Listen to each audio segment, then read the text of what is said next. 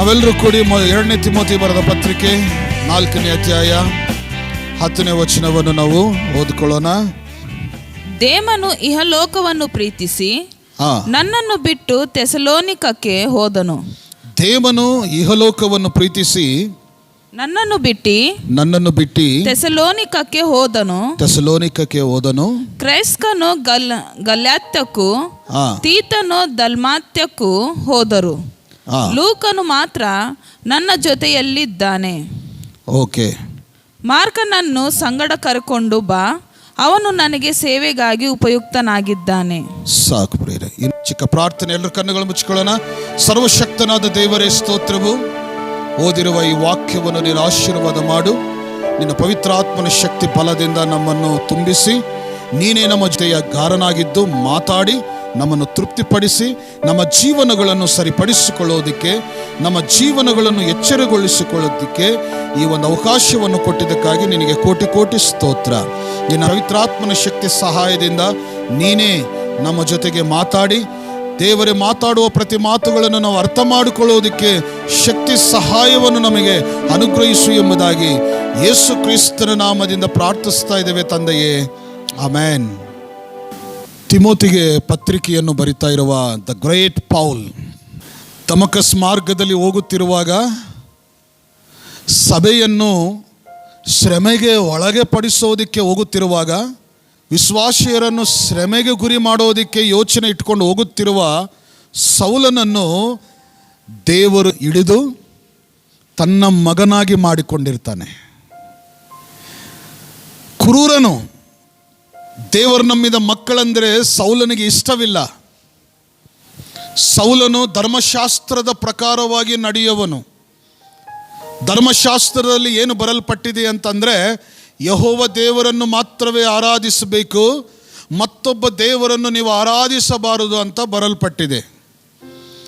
ಆದರೆ ಅದೇ ಧರ್ಮಶಾಸ್ತ್ರದಲ್ಲಿ ಒಬ್ಬ ಮಗ ಹುಟ್ಟಿ ಬರುತ್ತಾನೆ, ಆತನೇ ನಿಮಗೆ ರಕ್ಷಕನಾಗಿರುತ್ತಾನೆ, ಆತನನ್ನೇ ನೀವು ಆರಾಧಿಸಬೇಕು ಅಂತ ಬರಲ್ಪಟ್ಟಿದೆ ಯೆಶಾಯ ಬರೆದ ಗ್ರಂಥದಲ್ಲಿ.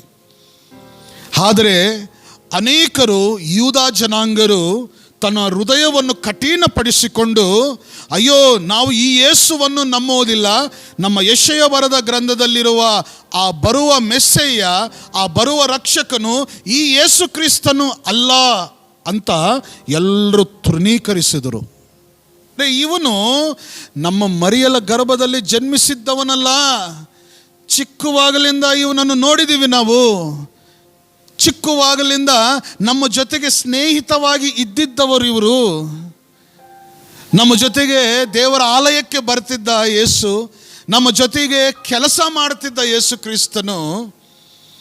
ಅಯ್ಯೋ ಇವರ ತಂದೆ, ಇವರ ತಾಯಿ ಜೊತೆ ನಾವು ನೋಡಿದ್ದವರು, ಇವರ ಅಣ್ಣ ತಮ್ಮಂದಿರನ್ನು ನಮ್ಮ ಜೊತೆ ನೋಡಿದ್ದವನು.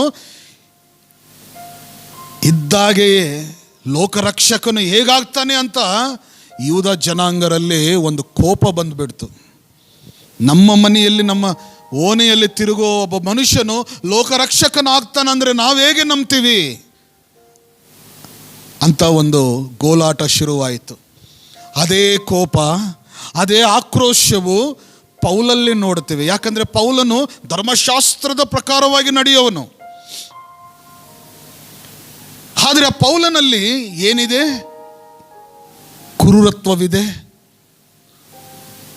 ವಿರುದ್ಧತ್ವವಿದೆ, ಕೆಟ್ಟ ಯೋಚನೆ ಇದೆ, ಪಾಪ ಮಾಡೋ ಗುಣಲಕ್ಷಣಗಳಿದ್ದಾವೆ. ಧರ್ಮಶಾಸ್ತ್ರವನ್ನು ಅನುಸರಿಸಿ ನಡೆಯೋ ಪೌಲನಲ್ಲಿ ಇವೆಲ್ಲ ಕೆಟ್ಟ ಗುಣಗಳು ಹೇಗೆ ಬಂತು? ಯಾರಿಗೆ ಅರ್ಥ ಆಗ್ತಾ ಇಲ್ಲ, ಯೂದ ಜನಾಂಗರಿಗೆ ಅರ್ಥ ಆಗ್ತಾ ಇಲ್ಲ. ನಮ್ಮಲ್ಲಿರುವ ಈ ಕೆಟ್ಟ ಸ್ವಭಾವ ಯಾಕೆ ಹೋಗ್ತಾ ಇಲ್ಲ? ಅದಕ್ಕೆ ತಾನೇ ನಿಮ್ಮಲ್ಲಿರುವ ಕೆಟ್ಟ ಸ್ವಭಾವವನ್ನು ತೆಗೆದುಹಾಕಲು ಯೇಸು ಕ್ರಿಸ್ತನನ್ನು ಈ ಲೋಕಕ್ಕೆ ಕಳಿಸಿರೋದು. ನಿಮ್ಮಲ್ಲಿ ಸಂಪೂರ್ಣ ಬದಲಾವಣೆ ಬರಬೇಕಂತ ಯೇಸು ಕ್ರಿಸ್ತನ ಈ ಲೋಕದಲ್ಲಿ ಹುಟ್ಟಿ ಬಂದಿರೋದು. ಅದಕ್ಕೆ ನೀವು ಯಾಕೆ ನಂಬ್ತಾ ಇಲ್ಲ ಅಂತ ಯೇಸು ಸ್ವಾಮಿ ಅಂದರು. ದೀಕ್ಷಾ ಸ್ನಾನ ಯೋಹಾನನು ಸಹ ಅಂದರು, ಪ್ರವಾದಿ. ಆದರೂ ಯಾರೂ ನಂಬಲಿಲ್ಲ. ಯೇಸು ಸ್ವಾಮಿ ಮರಣವನ್ನು ಹೊಂದಿದರು. ಲೋಕದಲ್ಲಿರೋ ಎಲ್ಲ ಅವಮಾನಗಳನ್ನು ತಡೆದು ನಮ್ಮೆಲ್ಲರನ್ನು ನಿತ್ಯ ಜೀವಕ್ಕೆ ಸೇರಿಸೋದಕ್ಕೆ ಆತನು ನಮಗೋಸ್ಕರ ಪ್ರಾಣ ಬಿಟ್ಟು 3ನೇ ದಿನದಲ್ಲಿ ಎದ್ದು ಬಂದಿರೋದು ನಾವು ನೋಡ್ತಾ ಇದ್ದೀವಿ. ಆದರೂ ನಂಬಲಿಲ್ಲ. ಕೆಲವರು ಮಾತ್ರವೇ ನಂಬಿದರು. ಸತ್ತೋಗಿರುವ ಯೇಸು ಸ್ವಾಮಿ ಎದ್ದಿದ್ದಾನೆ ಅಂತ ನಂಬಿಕೆ ಯಾರಲ್ಲಿ ಬಂತು? ಆ ದಿನ ರಾತ್ರಿ ಹಗಲು ಆ ತೋಟೆಯಲ್ಲಿ ಹೋಗಿದ್ದ ಜನರಿಗೆ ಬಂತು. ಅವ್ರಿಗೂ ಗೊತ್ತಾಗಲಿಲ್ಲ. ಅವರು ಸಹ ಯಾವುದೋ ಒಂದು ಅನುಮಾನದಲ್ಲಿದ್ದರು. ಆದರೆ ಆ ದಿನ ಒಂದು ನಂಬಿಕೆ ಉಂಟು ಬಂದಿದೆ, ಒಂದು ವಿಶ್ವಾಸ ಹುಟ್ಟು ಬಂದಿದೆ. ಏನು ಗೊತ್ತಾ? ಮರಣವನ್ನು ಹೊಂದಿದ ಯೇಸು ಕ್ರಿಸ್ತನು ಬಂದು ಮರಿಯಳ ಜೊತೆಗೆ ಮಾತಾಡ್ತಾನೆ. ಮಗಳೇ, ನೀನು ಯಾಕೆ ಅಳ್ತಾ ಇದೀಯಾ? Why you crying my daughter? ನೀನು ಯಾಕೆ ದುಃಖದಲ್ಲಿದೀಯಾ?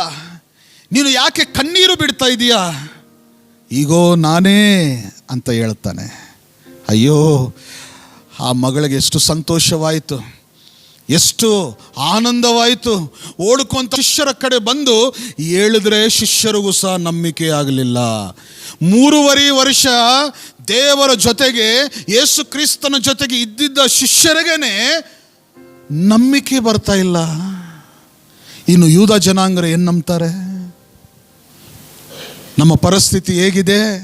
ಆ ಶಿಷ್ಯರಾಗಿದೆ.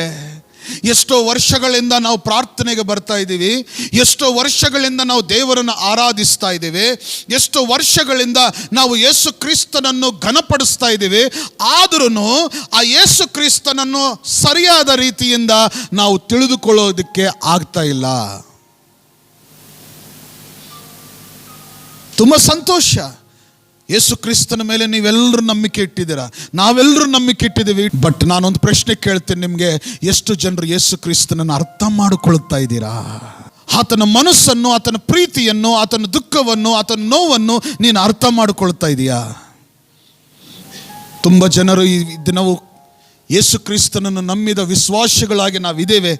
ಸಭೆಗಳಿಗೆ ಬರ್ತಾ ಇದ್ದೇವೆ, ಪ್ರಾರ್ಥನೆ ಮಾಡ್ತಾ ಇದ್ದೇವೆ, ಉಪವಾಸ ಪ್ರಾರ್ಥನೆಯಲ್ಲಿ ಬರ್ತಾ ಇದ್ದೇವೆ, ಬೈಬಲ್ ಹಿಡ್ಕೊಳ್ತಾ ಇದ್ದೇವೆ, ವಾಕ್ಯಗಳನ್ನು ಕೇಳ್ತಾ ಇದ್ದೇವೆ, ಮಾತಾಡ್ತಾ ಇದ್ದೇವೆ. ಆದರೆ ನಿನ್ನ ಯೇಸುವನ್ನು ನೀನು ಅರ್ಥ ಮಾಡಿಕೊಂಡಿದೆಯಾ? ಈಗ ನಾವು ಅನ್ಬೋದು, 3.5 ವರ್ಷ ಯೇಸು ಕ್ರಿಸ್ತನ ಜೊತೆಗೆ ಇದ್ದಿದ್ದವರೇ ಅರ್ಥ ಮಾಡಿಕೊಳ್ಳಿಲ್ಲ, ಈಗ ನನಗೆ ಯಾವಾಗ ಅರ್ಥ ಆಗತ್ತೆ ಅಂತ ನಾವು ಅನ್ಕೋಬಹುದು. ಪ್ರಿಯರೇ, ಈ ಒಂದು ಕಲ್ಪನೆಯಲ್ಲಿ ನೀವು ಜೀವಿಸಬೇಡ್ರಿ, ಇಂಥ ಒಂದು ಯೋಚನೆಗಳಲ್ಲಿ ನೀವು ಇರಬೇಡ್ರಿ. ದೇವರು ನಿಮಗೆ ಕೊಟ್ಟಿರುವ ಜೀವನ ಯಾಕೆ ಗೊತ್ತಾ? ದೇವರು ಈ ವಾಕ್ಯವು ನಿಮಗೆ ಯಾಕೆ ಕೊಟ್ಟಿದ್ದಾನೆ ಗೊತ್ತಾ? ಆತನನ್ನು ನೀವು ಅರ್ಥ ಮಾಡಿಕೊಳ್ಳೋದಕ್ಕೆ. ಆತ್ಮದಿಂದ, ಸತ್ಯದಿಂದ ಏನು ಮಾಡಬೇಕು? ನಾವು ಆರಾಧಿಸಬೇಕು. ಯಾವಾಗ ಮಾಡ್ತೀಯ ನೀನು?